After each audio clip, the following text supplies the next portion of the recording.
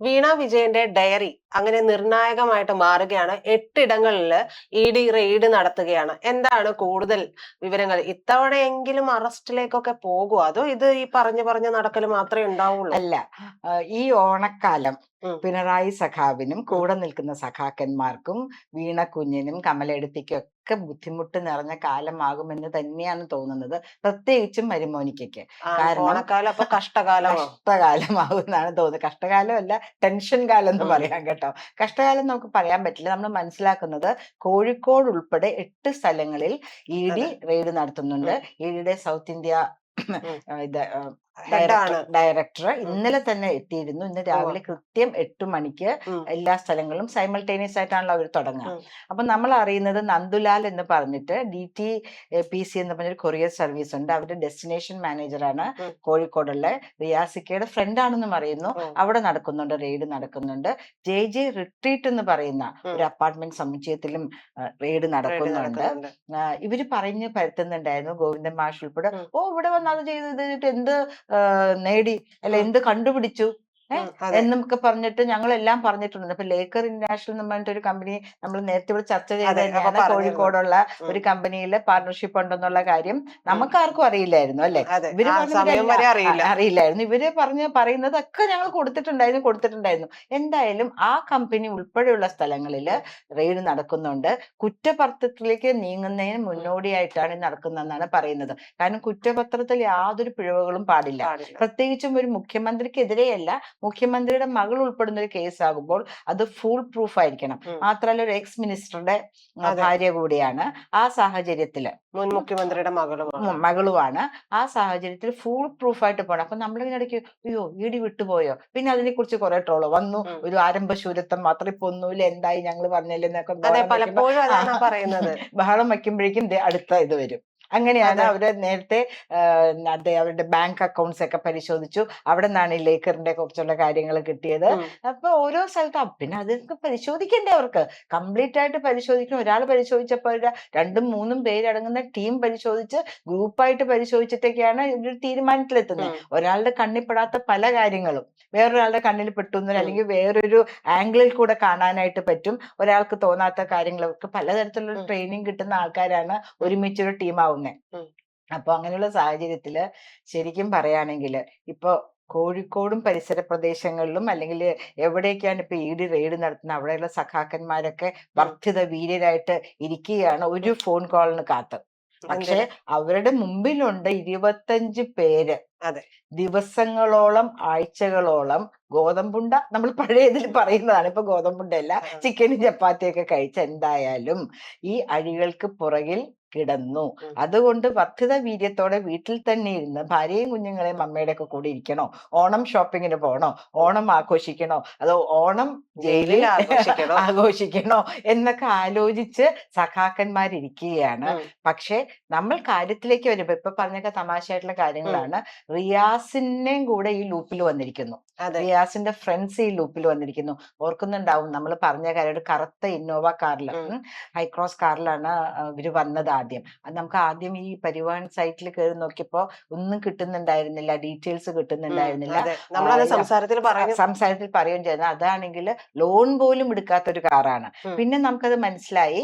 I stand corrected എന്ന് പ്രത്യേകം പറയുന്നു, റിയാസിക്കയായിട്ട് ബന്ധമുള്ള ഒരാളുടെ കാറാണെന്നാണ് പിന്നെ കണ്ടത്. പിന്നെ ആ കാറിൽ വന്നിട്ടില്ല കേട്ടോ. എനിക്ക് തോന്നുന്നു അത് സോഷ്യൽ മീഡിയയിലും എല്ലാവരും ആ കാറിന്റെ പുറകെ പോയപ്പോൾ അവർക്കത് വേണ്ടിയിരുന്നില്ല. കാരണം ലോൺ പോലും ഇല്ലാണ്ട് 10-40 ലക്ഷം രൂപയുടെ വിലയുള്ള കാറ് ഉള്ള വ്യക്തികൾ ഇദ്ദേഹത്തിന്റെ സുഹൃത്ത് വലയത്തിലും ബന്ധുവലയത്തിലും ഉണ്ട് എന്നുള്ള ഒരു അറിവ് കേരള ജനതയ്ക്ക് കിട്ടിയ ഒരു സാഹചര്യമായിരുന്നു അത്.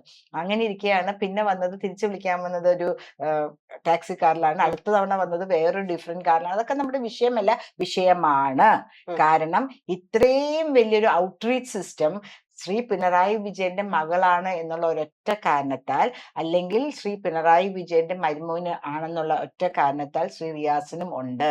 സ്വന്തം ഭാര്യയെ സംരക്ഷിച്ചു നിർത്തേണ്ട ബാധ്യത ശ്രീ റിയാസിനുണ്ട്, അല്ലെ? അല്ലെങ്കിൽ അദ്ദേഹത്തിന്റെ രാഷ്ട്രീയ ഭാവി പോവും. അതെ. അദ്ദേഹത്തിന്റെ രാഷ്ട്രീയ ഭാവി നിൽക്കുന്നത് ഇപ്പൊ വീണ വിജയനെ കല്യാണം കഴിച്ചത് കൊണ്ട് തന്നെയാണ് അദ്ദേഹത്തിന് ഇത്രയും നല്ല ഒരു മന്ത്രിയാകാനും ഒക്കെ മന്ത്രിയാകാൻ പറ്റിയത്. പറ്റിയത്, അല്ലെങ്കിൽ CPM പാർട്ടിയിൽ ഒരു നല്ല സ്ഥാനത്തേക്ക് കയറാൻ പറ്റിയത്. അപ്പോ ആ സ്ഥാനങ്ങളൊക്കെ നഷ്ടപ്പെടും വീണയ്ക്ക് എന്തെങ്കിലും സംഭവിക്കുകയാണെങ്കിൽ. വീണയ്ക്ക് എന്ന് വെച്ചാൽ അവർ അതെ. അറസ്റ്റിലേക്ക് പോവുകയോ അങ്ങനെയുള്ള തുടർ നടപടികളിലേക്ക് പോവുകയോ ചെയ്യുകയാണെങ്കിൽ അത് മരുമോനിക്കും തീർച്ചയായിട്ടും ബാധിക്കും. അഫക്ട് ചെയ്യുമല്ലേ. അതോടൊപ്പം തന്നെ ഇത് നീണ്ടു നീണ്ടു നീണ്ട് എവിടെ എത്താമ്പോഴും നമുക്ക് എല്ലാവർക്കും അറിയാം അതിന് അത് പറയുമ്പോഴും ഈ ഉം. ലാവ്ലിൻ പോലുള്ള കേസൊക്കെ ഉം. എത്ര തവണയാണ് മാറ്റിവെച്ചതെന്നൊക്കെ നമുക്ക് ഉം. അറിയാവുന്നതാണ്. ഉം. അതുകൊണ്ട് പലപ്പോഴും എതിർഭാഗത്ത് നിൽക്കുന്നവരുടെ ഭാഗത്തു നിന്നുള്ള രീതിയിൽ ഞാൻ ചോദിക്കുകയാണ്, ഇതും ഇത്തരത്തിൽ മാറാനുള്ള ഒരു സാധ്യത നമ്മുടെ മാറുന്നു നമ്മൾ വിചാരിച്ചു പ്രജിത, ആ, പക്ഷെ മാറിയില്ല. നമ്മളും ഇത് കഴിഞ്ഞിട്ട് നമ്മൾ എപ്പോഴും, ഞാൻ സ്റ്റുഡിയോയിലേക്ക് വരുന്നതിന് റോഡിന്റെ മുമ്പിലാണ് ED-യുടെ ഓഫീസ് ഇരിക്കുന്നത്, ഉം, പനമ്പള്ളി നഗർ കടവന്ത്ര റോഡിലിരിക്കുന്നത്. അവിടെ കൂടെ പലപ്പോഴും ഞാൻ കാറ് നിർത്തിപ്പോയി ഫോട്ടോ എടുത്തൊക്കെ പ്രജിതയ്ക്ക് അയച്ചു കാണിച്ചു തരാറുണ്ടല്ലോ, തന്നിട്ടുണ്ട്. കാണിച്ചു തരാറുണ്ട്, മീഡിയ നിൽക്കുന്നതൊക്കെ. ഉം, അപ്പൊ ഞാനിപ്പോ വിചാരിക്കും ഇതെന്താണൊന്നും നടക്കുന്നില്ലല്ലോ.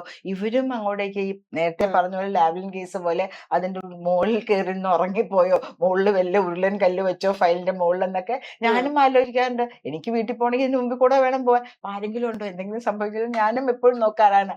ഇന്നാണ് ബ്രേക്കിംഗ് ന്യൂസ് ആയിട്ട് രാവിലെ വരുന്നത്. ഉം. ഇന്നലെ തന്നെ അതിനുള്ള എല്ലാ സന്നാഹങ്ങളും കഴിഞ്ഞു. ഹൈ ഒഫീഷ്യൽസ് വന്ന് അവിടെ സ്റ്റേ ആയിരുന്നു. ഇന്ന് രാവിലെ 8 മണിക്ക് തുടങ്ങി. അതിനർത്ഥം വലിയ ഉരുളൻകല്ല് ഫയലിന്റെ മുകളിൽ അടവച്ചിട്ടില്ല. മാത്രമല്ല ലാവ്ലിൻ കേസ് ഒരു വേറെ കേസ്, രാഷ്ട്രീയപരമായ ഒരു കേസാണ്. പക്ഷെ ഇത് അങ്ങനെയല്ല.